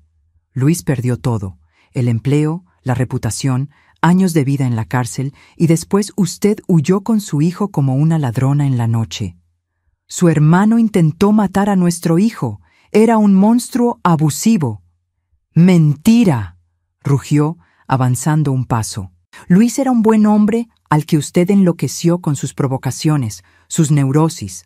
Él nos contó todo, cómo lo manipulaba, cómo usaba al niño contra él. Era surrealista escuchar aquella versión distorsionada de la realidad. Me di cuenta entonces de que no había forma de argumentar con aquel hombre. Había pasado décadas alimentando un odio basado en las mentiras que Luis contó para justificar sus actos monstruosos. ¿Y qué pretenden hacer ahora? ¿Matarnos? La policía ya está en camino, mentí, indicando el teléfono descolgado. Por un momento vi duda en sus ojos, pero entonces Junior sonrió, una sonrisa idéntica a la del padre que todavía poblaba mis pesadillas. No, no vamos a matarlos, sería demasiado rápido. Lo que siguió ocurrió con una rapidez vertiginosa. Junior avanzó hacia mí mientras Ricardo rodeaba para llegar a Pedro. Logré acertar un golpe en el brazo de Junior con el cuchillo, haciéndolo retroceder con un grito de dolor. Corrí hacia Pedro, intentando arrastrarlo hacia adentro, lejos de Ricardo, pero era una lucha desigual. Ricardo me agarró por el cabello, jalando con tanta fuerza que sentí como si el cuero cabelludo fuera a desprenderse. Junior, aún herido, logró inmovilizarme, torciendo mi brazo hasta que el cuchillo cayó. «Nos llevaremos al muchacho», dijo Ricardo, ya arrastrando a Pedro por el suelo como si fuera un saco de basura. «Ella viene también. En la finca decidiremos qué hacer». Luché como una fiera, mordiendo, arañando, gritando, pero Junior era demasiado fuerte. Un golpe en la sien me dejó aturdida, casi inconsciente. Lo último que vi antes de que la oscuridad me envolviera fue a mi hijo siendo cargado fuera del departamento, sangre aún corriendo de su cabeza. Cuando volví en mí, estaba en la cajuela de un auto, manos y pies atados, la boca cubierta con cinta adhesiva. El vehículo se movía por un camino lleno de baches. Cada sacudida enviaba ondas de dolor por mi cuerpo lastimado. Intenté orientarme, entender cuánto tiempo había estado inconsciente, hacia dónde nos dirigíamos, pero era imposible saberlo. Mis pensamientos estaban con Pedro. ¿Estaría vivo? La herida en la cabeza era grave. Necesitaba atención médica urgente. ¿Y si estaba sangrando dentro del cráneo? ¿Y si tenía otra lesión cerebral después de todo lo que ya había superado en la vida? El auto finalmente se detuvo después de lo que pareció una eternidad. Escuché voces amortiguadas, puertas abriéndose y cerrándose. Luego la cajuela se abrió, dejando entrar el aire frío de la noche. Estábamos en el campo, lejos de cualquier luz de la ciudad. El cielo estrellado habría sido hermoso en cualquier otra circunstancia. «Bienvenida a su nuevo hogar», dijo Ricardo, jalándome rudamente fuera de la cajuela. «Al menos por los próximos días, hasta que decidamos qué hacer con ustedes». Miré alrededor desesperadamente, buscando a Pedro. Lo vi siendo arrastrado de otro auto por Junior, todavía inconsciente. Al menos estaba vivo. Pude ver su pecho subiendo y bajando con la respiración. Nos llevaron a una casa simple de rancho, aislada en medio de la nada. Por la oscuridad y las luces distantes que podía ver, imaginé que estábamos en alguna área rural en las afueras de Guadalajara. Dentro de la casa, fuimos arrojados a una habitación pequeña y sin ventanas que parecía haber sido preparada específicamente para mantenernos presos. Un colchón viejo en el suelo, una cubeta en una esquina, nada más. La puerta era sólida, con varios cerrojos del lado de afuera. Ricardo arrancó la cinta de mi boca con un tirón que se llevó piel. «Griten todo lo que quieran. Nadie los escuchará aquí». Tan pronto como nos dejaron solos, me arrastré hasta Pedro, aún atada, verificando sus signos vitales. La respiración era más regular ahora, pero la herida en la cabeza me preocupaba demasiado. Había dejado de sangrar, formando una costra gruesa y oscura, pero sin tratamiento adecuado. El riesgo de infección era enorme. «Pedro», susurré, apoyando mi rostro en el suyo. «Pedro, despierta, por favor, hijo. Abre los ojos». Después de varios minutos intentándolo, fui recompensada con un gemido débil. Sus ojos se abrieron lentamente, desenfocados al principio hasta que logró reconocerme. «Mamá». «¿Qué? ¿Dónde estamos?» «Shh, no te esfuerces», respondí, las lágrimas corriendo por mi rostro mientras intentaba explicar la situación de la forma menos aterradora posible. Pero no había forma de suavizar la verdad. Estábamos secuestrados por parientes de Luis, y nuestras perspectivas no eran buenas. Durante las horas siguientes, trabajamos juntos para intentar soltar nuestras ataduras. Pedro, incluso herido y débil, logró sentarse, y usamos nuestras espaldas para intentar deshacer los nudos. Fue un proceso lento y doloroso, la cuerda cortando nuestra piel. Pero la alternativa, esperar pasivamente lo que fuera que hubieran planeado para nosotros, no era una opción. Finalmente, después de lo que pareció una eternidad, logré soltar las manos de Pedro. Con los dedos libres, rápidamente desató el resto de mis cuerdas y entonces liberé sus pies. Estábamos sueltos, pero aún presos en aquella habitación sin ventanas, con una puerta maciza cerrada por fuera. Pedro estaba pálido, con aspecto febril. La herida en la cabeza claramente se estaba infectando. Necesitábamos salir de allí urgentemente. Necesitamos un plan, susurré, examinando cada centímetro de la habitación en busca de una posible salida o algo que pudiera servir como arma. La habitación estaba prácticamente vacía, pero descubrí que una de las tablas del suelo estaba suelta. Con esfuerzo, logré arrancarla. No era mucho, pero era un pedazo de madera con una punta relativamente afilada. Mejor que nada. Pasamos toda la noche despiertos, atentos a cualquier sonido, preparándonos para la primera oportunidad de fuga. Pedro empeoraba visiblemente, alternando entre periodos de lucidez y confusión. La fiebre aumentaba y ocasionalmente temblaba de frío a pesar del calor sofocante de la habitación sin ventilación. «Si logramos salir de aquí», murmuró durante un momento de claridad, «prométeme que no huiremos más ni nos esconderemos. Prométeme que enfrentaremos esto, que acabaremos con esto de una vez por todas». Asentí, sosteniendo su mano caliente de fiebre. «Lo prometo, hijo. Nunca más viviremos con miedo». El amanecer llegó trayendo con él sonidos de movimiento por la casa. Me posicioné junto a la puerta, la tabla firme en mis manos, lista para atacar tan pronto como alguien entrara. Pedro estaba sentado en el colchón, demasiado débil para ponerse de pie, pero determinado a ayudar en lo que pudiera. Escuché el ruido de los cerrojos abriéndose. Respiré profundo, preparándome. Era nuestra única oportunidad. La puerta se abrió y Junior entró cargando una bandeja con lo que parecía ser pan y agua. Antes de que pudiera reaccionar, lo golpeé con toda mi fuerza en la cabeza. Él se tambaleó, aturdido, derribando la bandeja. No le di oportunidad de recuperarse. Golpeé nuevamente y otra vez hasta que cayó al suelo, inconsciente, o algo peor.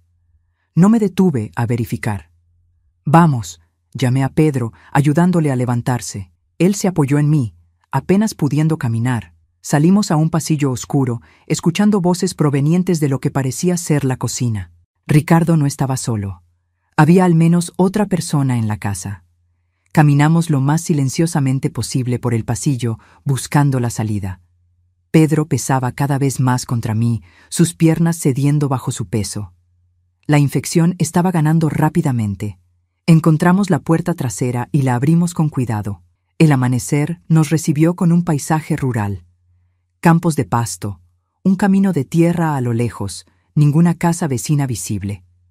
Estábamos realmente aislados. «Tenemos que correr», susurré, prácticamente cargando a Pedro ahora, «hasta aquel bosque. Podemos escondernos y después seguir hasta el camino». Apenas habíamos dado algunos pasos fuera cuando escuché el grito furioso proveniente del interior de la casa. Habían descubierto nuestra fuga y el estado de Junior. «Se escaparon. Toma la escopeta». Aquellas palabras me dieron una fuerza que no sabía que poseía. Prácticamente cargué a Pedro, corriendo por los campos en dirección al pequeño bosque que había divisado. Detrás de nosotros, escuché la puerta cerrarse de golpe y pasos pesados. «¡Van a pagar por esto!», gritó Ricardo, su voz cargada de odio. «¡Van a pagar caro!». Llegamos al borde del bosque cuando escuché el primer disparo. El estruendo de la escopeta rasgó el silencio de la mañana, haciendo que los pájaros volaran asustados de los árboles. La bala pasó lejos, pero el segundo disparo vino enseguida, acertando un árbol cercano a nosotros, astillas de madera volando. «Mamá, déjame», murmuró Pedro, casi inconsciente. «Ve sola, más rápido». «Nunca», respondí. arrastrándolo hacia la densidad del bosque. «Nunca más te dejaré, hijo. Vamos a salir de esto juntos». El bosque nos ofrecía alguna protección, dificultando la puntería de Ricardo, pero también hacía nuestra fuga más lenta, con ramas y raíces para tropezar, especialmente cargando a Pedro, que ahora estaba prácticamente inconsciente. Después de lo que pareció una eternidad arrastrándonos por la vegetación, escuché el sonido más dulce del mundo: agua corriente. Un arroyo cortaba el bosque, y donde había agua podría haber un sendero, tal vez un camino, tal vez personas. Seguimos el curso del agua, ahora sin escuchar más los gritos o disparos detrás de nosotros. ¿Habrían desistido? ¿O estarían apenas rodeándonos, tomando otro camino? El arroyo nos llevó hasta un caminito de tierra donde, para mi sorpresa y alivio absoluto, vi una vieja camioneta de leche estacionada. El conductor, un señor mayor con sombrero de paja, miró asombrado cuando emergimos del bosque, yo arrastrando a mi hijo semiconsciente, ambos cubiertos de suciedad, sangre y hojas. «Por el amor de Dios, señora, ¿qué pasó? ¿Necesita ayuda? Hospital». Fue todo lo que logré decir antes de que mis piernas finalmente cedieran, derribándonos a ambos en el suelo polvoriento del camino. El viejo conductor no hizo más preguntas. Nos ayudó a subir a Pedro en la parte trasera de la camioneta, entre los bidones de leche, y condujo lo más rápido que aquel vehículo antiguo permitía hasta el hospital más cercano en el pequeño pueblo de Tala. Las horas siguientes fueron un borrón de luces fluorescentes, voces médicas urgentes, formularios para llenar. Pedro fue llevado inmediatamente a cirugía. El golpe en la cabeza había causado un hematoma subdural que necesitaba ser drenado con urgencia. La infección estaba avanzada, su temperatura corporal peligrosamente alta. Mientras los médicos luchaban por salvar a mi hijo, tuve que enfrentar las preguntas inevitables de la policía local. Conté todo, nuestra verdadera identidad, la historia con Luis décadas atrás, la aparición repentina de Ricardo y su hijo, el secuestro, nuestra fuga desesperada. «¿La señora está diciendo que fueron mantenidos en cautiverio en un rancho cerca de aquí?», preguntó el delegado, un hombre de mediana edad con expresión escéptica. «¿Y que esos hombres son parientes de su exmarido, que murió hace años?». Entendía su desconfianza. La historia parecía absurda, fruto de una mente perturbada. Pero las evidencias estaban allí. Nuestras heridas, las marcas de cuerda en muñecas y tobillos, el estado crítico de Pedro.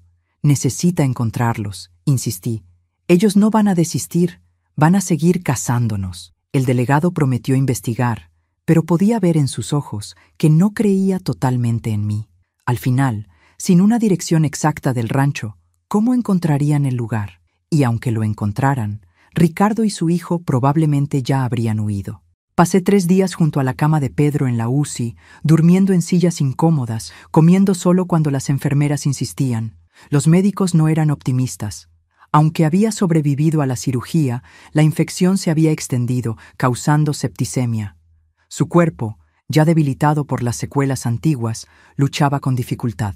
En la noche del 3er día, tuve que salir del cuarto brevemente para hablar con el delegado, que había regresado con novedades. No queriendo dejar a Pedro solo, pedí a la enfermera que se quedara con él hasta que yo volviera. Ella accedió, diciendo que aprovecharía para cambiar el suero y verificar los signos vitales. El delegado me esperaba en la recepción, ahora con una expresión muy diferente a la anterior. «Señora Santos, encontramos el rancho que usted describió. Había señales de ocupación reciente, pero nadie allí». Sin embargo, vaciló como eligiendo las palabras. «Encontramos el cuerpo de un hombre joven enterrado en la parte trasera de la propiedad, aparentemente muerto hace pocos días, con una herida en la cabeza que corresponde a la descripción que usted dio de la lucha en el apartamento». Sentí un escalofrío recorrer mi columna. Junior estaba muerto. Lo había matado en aquella fuga desesperada. Incluso en legítima defensa, incluso para proteger a mi hijo, la idea de haber quitado una vida me dejó nauseabunda. «Ricardo debe haber enterrado a su propio hijo antes de huir», continuó el delegado. «Esto hace la situación aún más grave. Ahora tiene todavía más motivos para querer venganza. Apenas había procesado esta información cuando un alboroto en el pasillo llamó nuestra atención. Gritos, carreras, el sonido de la alarma de emergencia. Mi corazón se heló instantáneamente. Algo estaba sucediendo en la habitación de Pedro. Corrí de vuelta seguida por el delegado. La escena que encontré quedará grabada en mi mente hasta el día de mi muerte. Pedro estaba convulsionando en la cama, espuma saliendo de su boca, mientras el equipo médico intentaba desesperadamente estabilizarlo. La enfermera que se había quedado con él estaba caída en un rincón, con una jeringa vacía a su lado. «¿Qué pasó?», grité, intentando llegar hasta mi hijo. «Aléjese, señora», ordenó un médico. «Está teniendo una reacción alérgica severa a algo que fue inyectado en el suero. Necesitamos resucitarlo». En ese momento vi un movimiento en el pasillo. Un hombre se alejaba apresuradamente, de espaldas a mí. Incluso sin ver su rostro, reconocía la postura, el andar. Era Ricardo. «¡Es él!», grité al delegado. «El hombre en el pasillo es Ricardo». El delegado reaccionó inmediatamente, corriendo tras la figura que ahora también apresuraba el paso. Me quedé dividida entre seguir y quedarme con Pedro, pero no había elección real. Mi lugar estaba al lado de mi hijo, que luchaba por su vida una vez más. Los minutos siguientes fueron los más largos de mi existencia. El equipo médico trabajó frenéticamente, aplicando medicaciones, intentando revertir lo que fuera que Ricardo hubiera mandado inyectar en el suero de Pedro. Oraciones desesperadas escapaban de mis labios mientras observaba impotente aquella batalla por la vida de mi hijo. Finalmente, después de lo que pareció una eternidad, el médico responsable se apartó de la cama, pasándose la mano por el rostro, exhausto. Logramos estabilizarlo, pero está muy débil.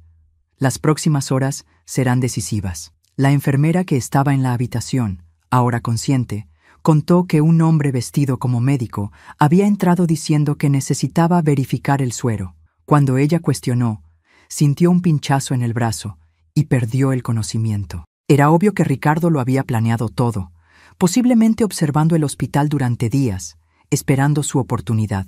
El delegado regresó una hora después, frustrado. Escapó. Tenía un auto esperando en la parte trasera del hospital, pero ahora tenemos una descripción clara y todas las salidas de la ciudad están siendo vigiladas. Aquella noche no me aparté ni un segundo del lado de Pedro. 2 policías fueron asignados para custodiar la puerta de la habitación, pero sabía que no sería suficiente. Ricardo había demostrado ser persistente, paciente e implacable en su venganza. Mientras estuviéramos vivos, no estaríamos seguros. Fue entonces que tomé la decisión más difícil de mi vida. Una decisión que lo cambiaría todo, pero que tal vez fuera nuestra única oportunidad de supervivencia. En la madrugada de aquel hospital en Tala, mientras los policías dormitaban en la puerta y Pedro respiraba con dificultad, conectado a tubos y máquinas, hice la elección que nunca imaginé que necesitaría hacer. Tomé un pedazo de papel y escribí una nota para el delegado, explicando mi decisión. Después, suavemente, besé la frente de mi hijo. «Perdóname, mi amor. Es la única forma de mantenerte seguro». Salí sigilosamente de la habitación, pasando por los policías dormidos en el pasillo desierto del hospital. Encontré un teléfono público e hice una llamada que había planeado cuidadosamente. Necesitaba ayuda, y solo había una persona que podría salvarnos en aquel momento. 2 horas después, una ambulancia no identificada llegó a la parte trasera del hospital. El conductor presentó documentos oficiales. Traslado urgente a un hospital especializado en Monterrey. Los policías, somnolientos y confundidos con la burocracia presentada, no cuestionaron mucho. Al final, el paciente necesitaba cuidados que aquel pequeño hospital no podía ofrecer. Fui con Pedro en la ambulancia, sosteniendo su mano inerte durante todo el trayecto. Pero no fuimos a Monterrey. Nos dirigimos a una clínica particular en las afueras de Ciudad de México, donde nadie jamás nos buscaría.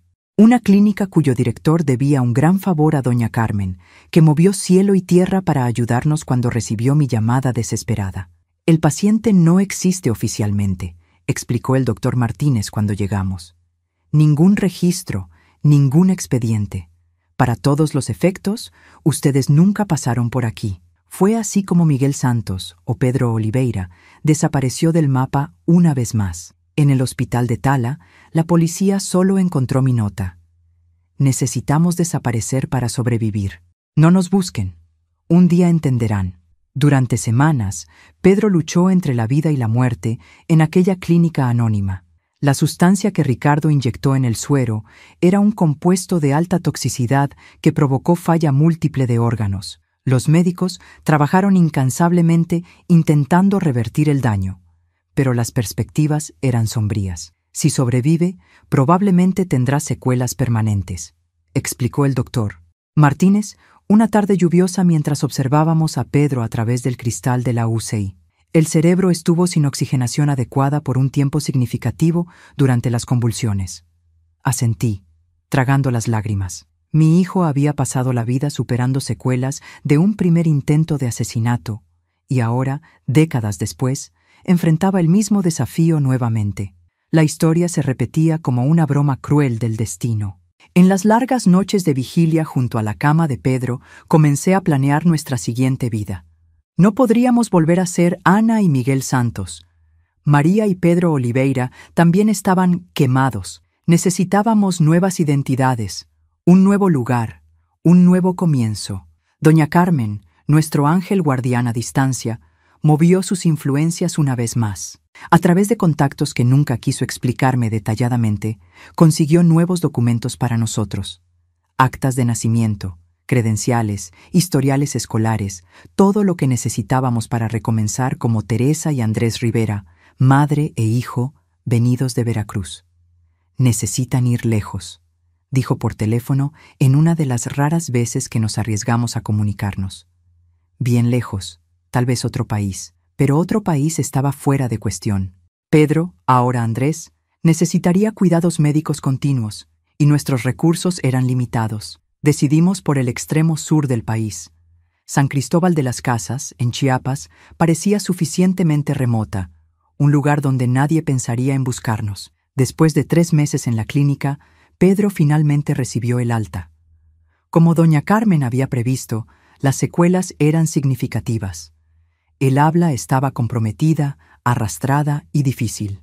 El lado derecho del cuerpo presentaba debilidad muscular, obligándolo a usar un bastón.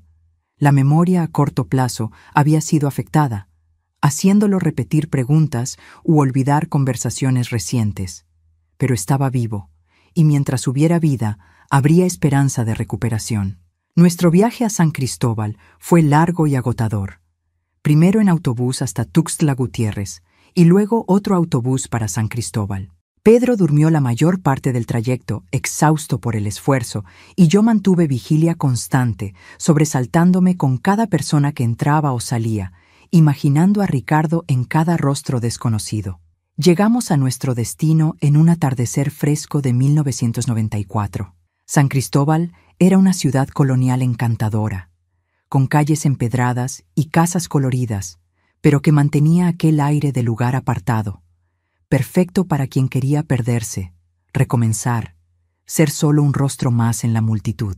Con la pequeña economía que teníamos, el dinero de la venta apresurada del departamento en Guadalajara, enviado por doña Carmen a una cuenta anónima, alquilamos un departamento modesto en un barrio sencillo. 2 habitaciones, una sala, cocina, un baño pequeño pero limpio y accesible para la silla de ruedas que Pedro necesitaba usar en los días en que la debilidad en la pierna era más intensa. ¿Estaremos bien aquí, mamá?, preguntó aquella primera noche, mientras yo arreglaba las pocas pertenencias que trajimos. Su voz era diferente ahora, más lenta, cada palabra un pequeño triunfo sobre el daño cerebral. Sí, hijo. Estaremos bien. No sabía si realmente creía eso, pero necesitaba creerlo, por la salud mental de él, por la mía propia. Los primeros meses en San Cristóbal fueron de adaptación. Pedro, Andrés, inició un intenso programa de rehabilitación en el hospital público, fisioterapia 3 veces por semana, logopedia, terapia ocupacional. Los progresos eran lentos pero constantes. Poco a poco, el habla fue haciéndose más clara, la pierna derecha ganando fuerza, la independencia retornando en pequeñas conquistas diarias. Conseguí un empleo en una escuela primaria local, no como maestra, sino como asistente administrativa.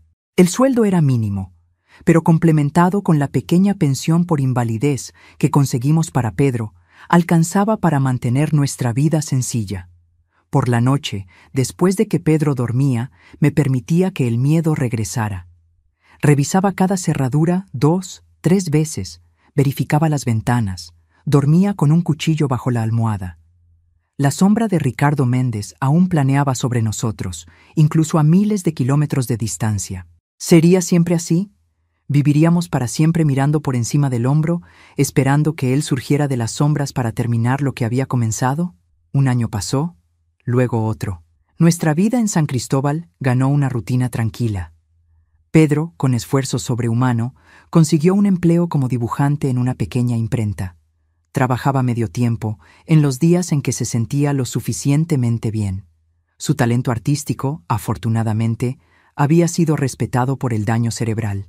En 1996, recibí una carta anónima en el correo, solo un recorte de periódico de Guadalajara.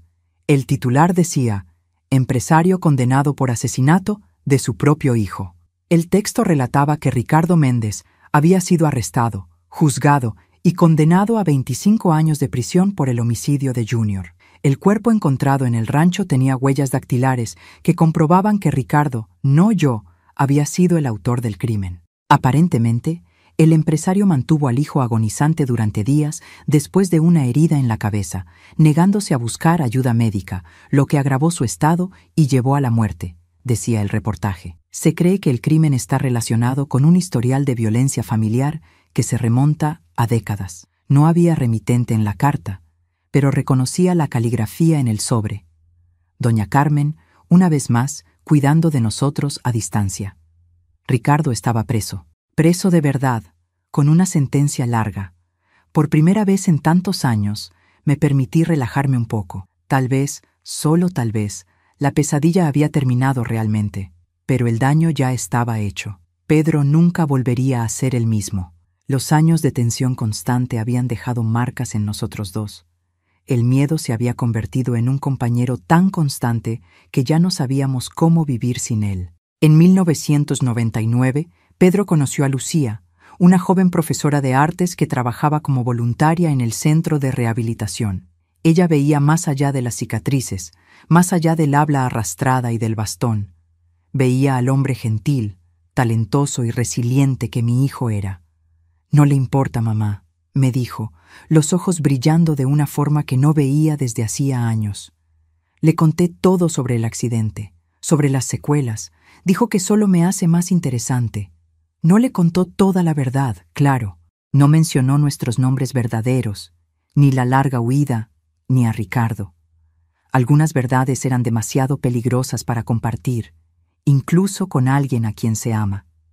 La relación de ellos floreció lentamente, con la cautela de dos personas que han conocido lo suficiente de la vida para saber que nada está garantizado. En 2001 se casaron en una ceremonia sencilla en el jardín de la pequeña casa que lograron comprar juntos.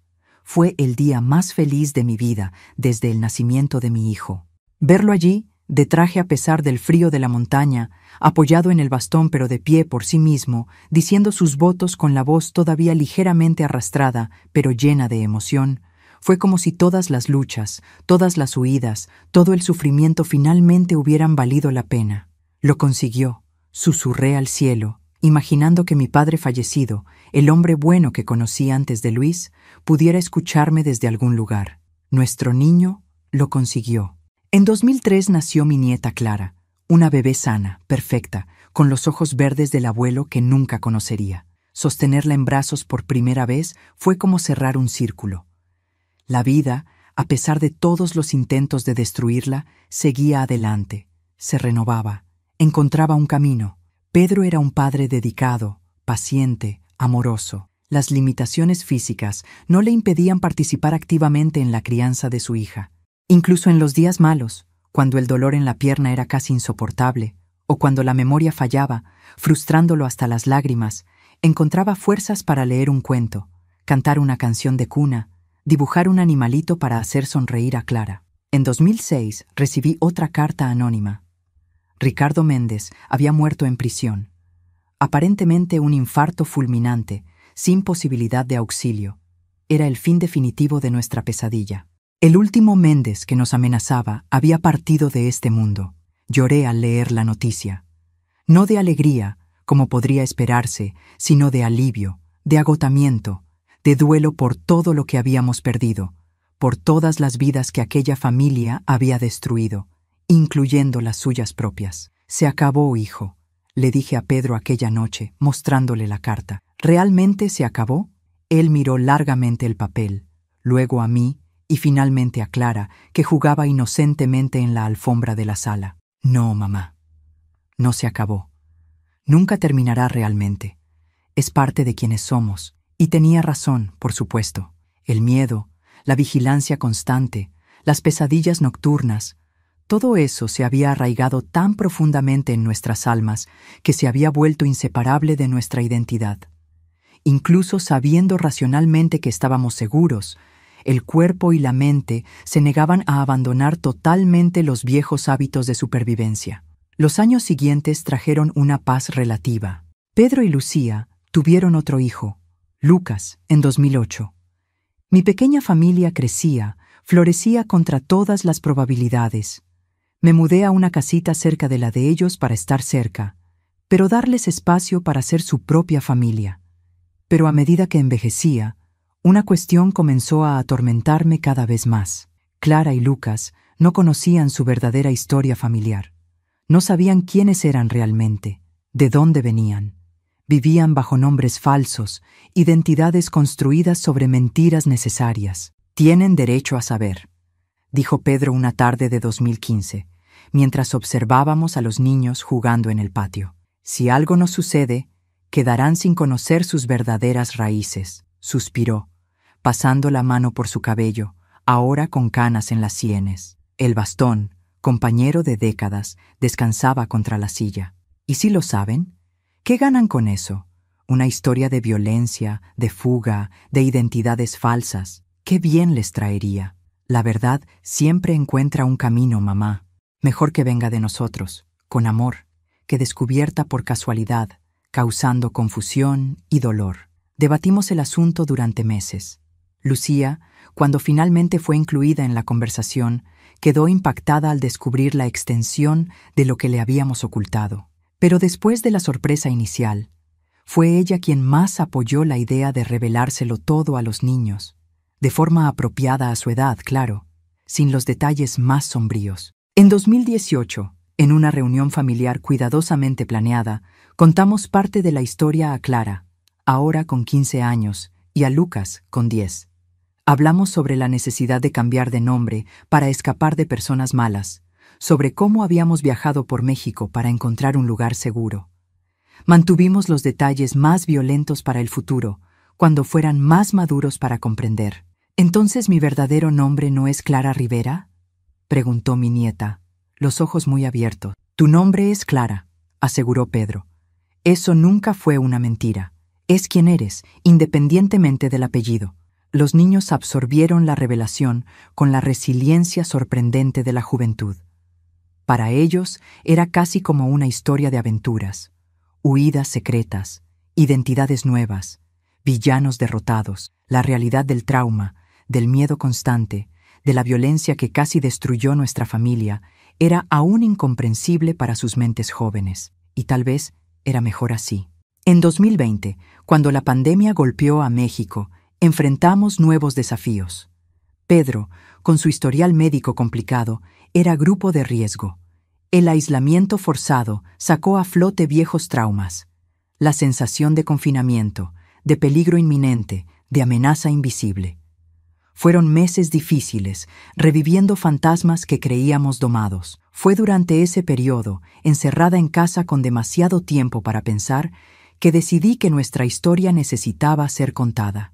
No solo para nuestra familia, sino para otras personas que tal vez estuvieran pasando por lo mismo que nosotros.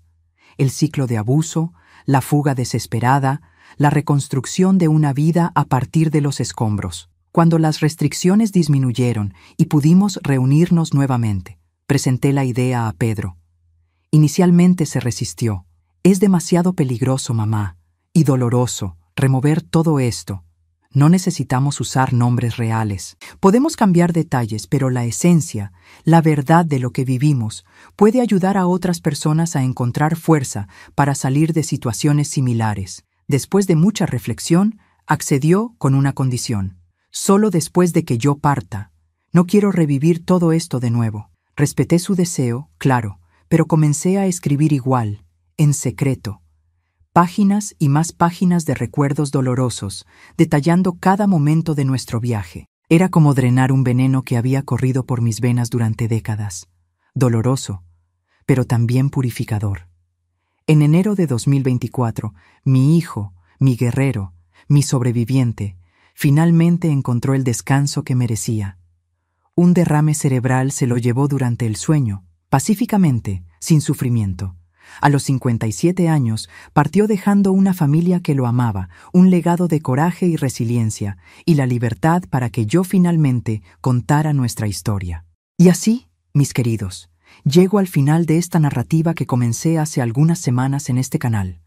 De Ana Santos a María Oliveira, a Teresa Rivera, y finalmente, solo abuela Ana para ustedes. He compartido la historia más dolorosa y también más importante de mi vida. Si estás viendo esto y te reconoces en alguna parte de esta historia, si vives con miedo, si sufres abusos, si crees que no hay salida, quiero que sepas que existe un camino. Es difícil, es aterrador, muchas veces parece imposible, pero existe, y mereces recorrerlo. Mereces vivir sin miedo, mereces ser libre. Hoy, a los 78 años, miro hacia atrás y veo una vida marcada por tragedias inimaginables, pero también por una fuerza que ni yo sabía que poseía. Veo los rostros sonrientes de mis nietos, la vida que mi hijo logró construir a pesar de todo, y sé que de alguna manera vencimos. No fue una victoria limpia o completa. Cargamos cicatrices que nunca sanarán totalmente, pero vencimos. Si te gustó este video, por favor deja tu like y suscríbete al canal Memorias de las Abuelas. Compártelo con quien pueda necesitar escuchar esta historia. Y no olvides comentar desde qué ciudad nos estás viendo. Me encanta leer de dónde nos siguen. Un abrazo apretado de esta abuela que aprendió de la manera más difícil que mientras hay vida, hay esperanza. Mientras respiramos, podemos recomenzar. Y que a veces, de las cenizas de las peores tragedias, nace una fuerza que ni siquiera sabíamos que teníamos. Hasta el próximo video. Amén.